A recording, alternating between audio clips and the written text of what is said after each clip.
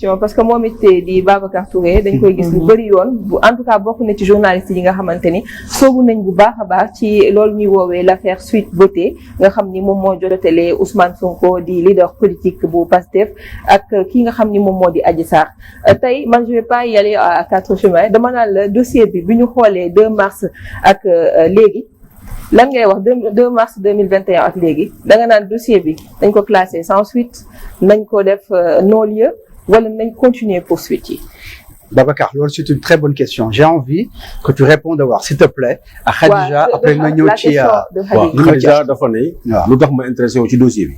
Oui, la plupart lu tax ma ciy nekk tout le temps. Voilà, dafa sax ci parce que dafa di loo xam ne daf ma tiital. dafa di loo xam ne pour la première fois ma gis ku xam luy caserne militaire ay sénégalais yu yoru lu dul ay xeer. ñu songu caserne militaire xam nga caserne militaire mooy lan. boo ko songee gendarme yi ils ont l'autorisation les militaires ils ont l'autorisation de tirer à vue. fi nga xam ne fa la gànnaay yu gën a bon ci Sénégal. caserne Samba Diéry Diallo. ay nit attaqué ko ne na génn wala ñu dee fii ak yéen parce que dama gis ce qui devait venir li naroon ñëw dama ko gisoon. l'histoire c'est d'abord li nga xam ne da nga ko dund boo ko gisee muy ñëw. boo nekkee nit ku intelligent da nga koy prévenir dama dund crise Casamance bu ma nekkee xale. Côte d'Ivoire je suis allé à Abidjan 3 jours avant le coup d'état la ca topp ba keroog guerre ba déclenché laa dellu si Sénégal su ma gisee étincelle yu mel noonu di ñëw Sénégal sama devoir mooy ma intéressé wu ca loola ma artu. 2 février pas 2 mars 2 février 2021. la yëf yi commencé. 3 février. dans la nuit du 2 au 3. mais ñun moom presse bi les écoles voilà les écoles la ñu gis. le 5 ngeen ko yëg.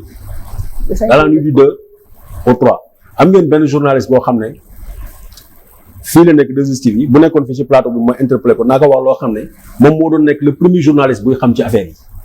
mais dañ ko ci interpellé mu waaf xamul luñ ko doon doy. c'était pour l'alerter wax ko ni yii muy ñëw. fii ba tey. bu jàkkaarloo bu ma toogoon fii ma wax ko dina xam li may wax lan la. mais puisque nekku fii dama koy bàyyi. li tax ma intéressé aussi. Moussa Sène la waafkat la. c'est que dama xam ni. ça doomi Adama mën nga dindi lépp ci moom sauf l'espoir. ab révolution kenn du ko rey mën nga rey révolutionnaire mais révolution doo ko rey. kii nga xam ne tey moom la ñu tuumaal espoir la kii nga xam ne moom la ñu tuumaal moo xam lu ñu yaakaar si moom dana ko def ak du ko def révolutionnaire la. te ñu bëri ñoo jël seen lépp bàyyi ko bu wéeru ci moom ba ma gisee ni li ñu jël bu ko teg ci deram ma xam ne man amoon naa ay information am na lu ma xam ci loola su ma ko waxul du ma gor te Sénégal bu màbbee damay bokk ci responsable yi moo tax dès le 6 février 2021 boobu nekk moon fii sax Dakar Casamance laa nekkoon ma daw dugg ci àll jibeloor bi benn forêt ma def vidéo expliquer sénégalais yi ne leen viol amu fi li ma ragalal Sénégal mooy insurrection li ma ragalal Sénégal mooy participation à une manifestation non autorisée li ma ragalal Sénégal mooy doomu Sénégal ñu dee ak ñu loru ci yëf yi ma ne leen dem leen def leen ci ndànk parce que lii la conviction même des enquêteurs mooy lii amul viol. keroog bi ko kii génne comment il s'appelle bi journal Les Échos génne information defe naa ci jour boobu laa def vidéo boobu expliqué parce que bu fekkee ne nit ñi xamuñu ni yëf yi fi lay toll nit ñi gis nañu ab nit boo xam ne je l'ai nommé Mamour Diallo bu xalaat ni li ko dal ci adunaam postam bi mu ñàkk ab doomi aadama moo ko ñàkkloo dafa wax nit ñi waa ji dinaa ko noppiloo. dinañ ñëw ci loolu. mais pour répondre à ma question de tout à l'heure maa ngi naan xam nga yow gis nañ say position depuis le début. tey buñ doon wax dossier bi ban suite lañ ko war a jox. suite biñ ciy def rek. selon vous. suite bi du lenn lu dul classement. non passé nañ classement. non-lieu parce que bu ñuy wax classement dafay fekk mu jógee ci policier wala ci gendarme yi muy ñëw ci procureur mooy classé sans suite. procureur Serigne Bassirou Gueye moo mënoon a éviter Sénégal moo yëpp yu ñu am parce que xamul na ci lu bare mais xam na ni élément d'enquête yu ñu ko jox amul ci lenn loo xam ne mën na ci toppee Ousmane Sonko mu ne ok dossier bi nangu ko sax daf ko nangu ci section de recherche parce que gendarme yi parewuñu parce que bu ñu jàppee Sidi Ahmed Mbaye bu ñu leen auditionné ñu gis ni ay na ay éléments yoo xam ne xalaat nañ ni complot la dañ leen war a placer tout de suite en garde à vue. xanaa caaxaan bu leen jàppoon garde à vue. non dinañ am information. du ca lépp du ca xëy na caaxaan taxul 14 personnes dee. réew mi tax caaxaan jaxasoo. caaxaan rek a tax te lii dossier bi dara mu ci génn gis nga Maham Diallo contrairement ak ñu bëri ñuy foog Maham Diallo il va appliquer dina def li gars yi bëgg man gëmuma lool parce que parquet ñi nga xam ne xam nañu Maham Diallo dañu xam ne mooy juge bi nga xam ne lépp loo xam ne dossier boo xam ne dossier tappale dossier truc la buñ ko jox procureur daaw ko woon jox li mu koy jox ay dossier de meurtre la loo xam ne amul dara moom lu kenn mënu koo wàññi loxoom quoi ci loolu laa xam ci moom à moins que doomi adama dafay changer mais man li ma xam ci moom ci ñi nga xam ne audition waxtaan naa ak ñun ñu bëri muy ay magistrat muy ay enquêteur dossiers yi mu yor daf ci ànd rigueur moo tax gëm naa ni gis ngeen keroog newoon naa leen dañuy auditionner Ousmane Sonko ci biir semaine bi mu naroon nekk le mardi 28. toxal nañ ko léegi semaine prochaine certainement mardi lay doon parce que li ci topp après tey dañu yëg ni kii di Ndeye Khady jot na convocation. jeudi ak ki nga xam ne mooy Adji Sarr jot nañ convocation parce que léegi fu ñu jëm mooy confrontation Adji Sarr ak. Ndeye Khady encore ak Adji Sarr ak jëkkëru Ndeye Khady parce que ñaari procédure la yu bokkut Ndeye Khady yoonam nekkul ci viol bi moom li ñu koy toppee mooy proxénétisme mooy jàpp ay xale jigéen di leen jaayloo seen bopp. ba léegi loolu laa wax à plusieurs reprises nee na amul benn preuve li ñu am kay mooy tappale bi nga xam ne parquet tappale na ko jël ay photo site pornographique boo xam ne jotewul dara ak Ndeye Khady ñu dugal ko ci procès verbal bi ne ko da ngay cagatuloo ak ngeen baal ma kaddu gi da ngay cagatuloo ay xale jigéen mais boo ne nit ki dafay cagatuloo ay xale jigéen il faut nga trouver cagay il faut nga trouver ñan ñooy prostituées ba léegi on ne nous présente pas de prostituées on ne nous présente pas lu ñuy wax le corps du délit mooy maanaam ñu ñëw fekk néeg boo xam ne fa la ñuy tëddee wala ñu fekk fa yoo xam ne mënu ma ko tudd ci keneen parce que xale dañu may seetaan. Babacar dellusiwaat ci sans suite bi wala non lieu est-ce que dossier bi buñ ko defee non lieu wala sans suite est-ce qu'on pense réellement aux parents des victimes ndaxte bu ñu fàtte ne 14 jeunes ñoo daal di faatu ci mbir moomu ban taxawaay lañ ci war a am. waaw mais non lieu ça ne veut pas dire nañ fàtte lépp. ok. non lieu mooy juge d'instruction ubbeegul enquête ci 14 morts yi et loolu moo lay wane c'est pas un pays sérieux benn bakkan sax bu deewee dañ ci war a ubbi enquête mais 14 nit dee nañu te ubbi ci enquête amul sax ne serait-ce qu'un début d'information ci affaire boobu dañ ko bàyyi lan la ñuy defee non lieu mooy est-ce que Ousmane Sonko moo siif Adji Sarr wala déet loolu la ñuy def non lieu mooy Ousmane Sonko aujourd'hui il est poursuivi comme prévenu comme accusé. Il est accusé léegi bu ñu ne non lieu mooy Ousmane Sonko toppatuñu la accusé. Adji Sarr nekkatuloo victime léegi la balle revient au camp Ousmane Sonko mooy yor déroulé bi moom moo mën a porter plainte avec constitution de partie civile. mais léegi bëgg naa xam kan moo ci laal lan moo ci laale ak leneen li nga xam ne mooy les 14 morts et consorts. puisque Ousmane Sonko li mu mën a nekk victime mooy complot leen takk contre moom mais 14 parents yooyu kenn ku ci nekk war na mën a porter plainte contre X pour la mort de leurs enfants. boobaa ñu ubbi enquête. Et qui est responsable de tout ça?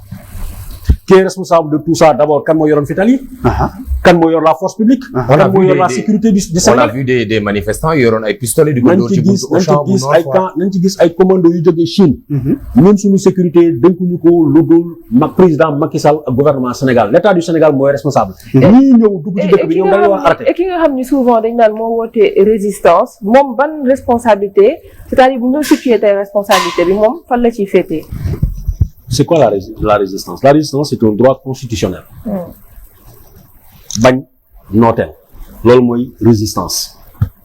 Bañ nooteel, c'est un droit constitutionnel. léegi nag bañ leen ñu noot leen amul responsabilité jàpp ni takk ci buum bi ne ko par force demal nga taxaw nga jàmbaarloo nga xeex donc responsabilité foofu beneen affaire la. donc man moom ma Ousmane conviction Sonko amu ci benn responsabilité tey Accordez-moi peut-être quelques secondes rek. responsabilité morale mais amul si responsabilité pénale. accordez-moi quelques secondes rek ñu dem xool Habib MVP. dellu si waat ci plateau bi balaa ñu jeexal parce que li ñu dese ak Babacar bareetul ndax ñaareelu partie bi ñuy xaar il est déjà 1h03 du matin pour ñi ñuy seetaan te nekk Facebook ak YouTube ci mboolem plateforme yi nga xam ne foofu la ñuy nekk en streaming en direct. Babacar Touré mu ngi ci plateau bi di ñu jox ay informations yoo xam ne ci télé lay toog di ko wax donc je suppose et je pense que ragalul dara ci li muy wax te am na ci ay preuves toutes ces personnes qui sont en ce moment en train de nous regarder avec la complicité de Habib MVP de l'autre côté la régie Habib qu'est-ce qui se dit sur le net. Pape Sidi baa ngi lay nuyu di nuyu képp ko toogal ci plateau bi di nuyu suñu gan gi tey jile ñi fi ne tey ji ci internet bi dañuy rafetlu rek li nga xamante ne moom mooy toogaayu Babacar Touré bi waaye quelques questions à retenir n'est-ce pas bu ci mel ni bu Saladin Sarr nee na le journaliste d'investigation le plus sérieux dans ce pays il est bourré d'éthique et de déontologie il cherche pas à plaire à qui que ce soit j'aimerais simplement savoir pourquoi il veut décrocher au moment où le pays a le plus besoin de lui alors ñu ñëw ci li nga xamante ne moom mooy YouTube aussi ñu xool réaction kii di Guzman Sow n'est-ce pas nee na rien qu'à écouter Babacar on se rend compte du travail qu'il reste à faire pour nos journalistes parce que je pense que tous les journalistes doivent être des journalistes d'investigation alors lii la ñu mën a jàppandi waaye itam ki nga xamante ne moom mooy Morisco moom nag bokk na ci ñi gën a réagir file ci Facebook nee na face aux activistes qui envahissent les réseaux sociaux et qui informent au même titre le métier de journaliste d'investigation a-t-il l'impact souhaité dans la société alors question bi nag xëy na mu xaw a leer tuuti ci Babacar Touré mi nga xamante ne ci moom la jublu personnellement c'est la première fois que je suis ce journaliste mais ça m'a fait beaucoup plaisir de le voir et d'entendre ses dires merci à la 2STV de m'avoir donné la possibilité de le connaître alors di waxaat encore une fois gars yi rek ñuy gën a participer à travers ces deux réseaux n'est-ce pas muy Facebook ak YouTube ñoom itam ñu contribuer bu baax a baax ci li nga xamante ne moom mooy émission bi ñu amal di encore plus à vous l'antenne. La deuxième question, je pense, concernant les activistes, oui, c'est ça. Ça va rejoindre peut-être la question de Khadija. Ñi nga xam ne c'est des activistes, je pense à mon ami Mola Morgan, qui, moom la boy di wax naan tay moo tee réew mi, par-ci, par-là. Beaucoup d'autres activistes aujourd'hui utilisent le digital pour joxe information. Peut-être qu'on les souffle, peut-être am nañ source bu fiable ou pas. Babacar, je pense que votre métier à vous, c'est pas de donner des informations ou vos impressions, mais c'est d'aller faire des recherches, vérifier, certifier les informations avant de les donner. Est-ce que ci cocon boobu ngeen dugg, est-ce que ñiy def activisme yaa ngi seetlu ne ñu ngi ciy dugg wala bokkul ba tey ak yéen li ngeen di def? Deuxième question bi, je pense mooy première bi, mooy pourquoi vous voulez décrocher au moment où les gens ont beaucoup plus besoin de vous? Avez-vous peur? maa ci dolli peur bi. léegi bon su ma mënee continuer. peur bi maa ko ci dolli. c'est important de li nga laajte peur boobu. dafa naa Khadija moo posé woon première deuxième question. Khadija journaliste d'abord. lan mooy différence bi ak activiste. il faut définir lan mooy journaliste ci li nga xam ne dans son acceptation ci mu adduna bi yëpp. Sénégal la ñuy wax léegi ban école nga jógee est-ce que foog nga formation déedéet. le journalisme à la base c'est pas ça. buñ ci définir ci code. pour Sénégal mu ngi doog a am code bu bees dañu ne kii journaliste mooy koo xam ne 70% de ses revenus bu fekkee ne téeméer moo nekk sa poche 70 francs yëpp yaa ngi koy amee gannaaw bi nga collecter information traiter information diffuser information celui qui 70% de ses revenus proviennent de la collecte du traitement et de la diffusion de l'information kooku mooy journaliste. Deuxième chose bi nga xam ne moo koy définir mooy dafa am ay loi yu la tënk am ay écoles yu la tënk mooy ay éthique yi déontologie ak li nga xam ne mooy par exemple CORED bi ñu am tey ñi nga xam ne ay activistes lañu mën nañu collecter information traiter information diffuser information mais 70% peut-être de leur revenu jëluñu ko ci collecte ci li ma wax collecte et traitement et diffusion donc benn chose la leneen encore lu important mooy am na loo xam ne par exemple loi moo la tënk activiste entre parenthèses activistes yi nekk Sénégal les activistes yi nekk bitim réew di def activistes yi nekk Sénégal bi ñemewuñu ko def parce que tey jii bu ma xëyee ma ne Khadija mi ma teg la dara sa der moo ko mun lee prouver ba mu yóbbee police dañ may jàpp ñee dañuy bénéficier lu ñuy wax l'irresponsabilité pénale en tout cas concernant le Sénégal parce que les infractions et les délits via internet sont des délits internationaux bu nit ki bu la diffamé fii mu nekk Canada wala mu nekk États-Unis mu yàq sa der boo demee Canada nga porté ko plainte danañ ko topp peut-être sanction yi ko nar a dal fii Sénégal du ko dal fële peut-être fii dañ koy jàpp directement yóbbu ko garde à vue yóbbu ko ci kaso ya fële duñ ko def parce que dañ koy considérer comme délit d'opinion mais dañ ko sanctionné ba mu fay la xaalis léegi ñoom dañu rëcc ci loolu moo tax ils peuvent se permettre de tout dire léegi man mi nga xam ne anti journaliste la Sénégal am ay responsabilité am ay employés am sama ndey am sama baay am samay bàjjen am sama oto am sama kër am na yenn yoo xam ne du ma ko wax parce que su ma ko waxee dëkk bi tàkk man maay yàqule keneen ki nga xam ne yoonu nekku ci il s'en fout te yow tey journaliste encore bokk na ci li nga xam ne mooy suñu mën yeeg Khadija nii la mel nit ñëw jox ma document ne ma Khadija léegi li def li ma war a def mooy Khadija jox nañ ma xibaar dama bëgg a jël sa version mais ñoom li ñuy def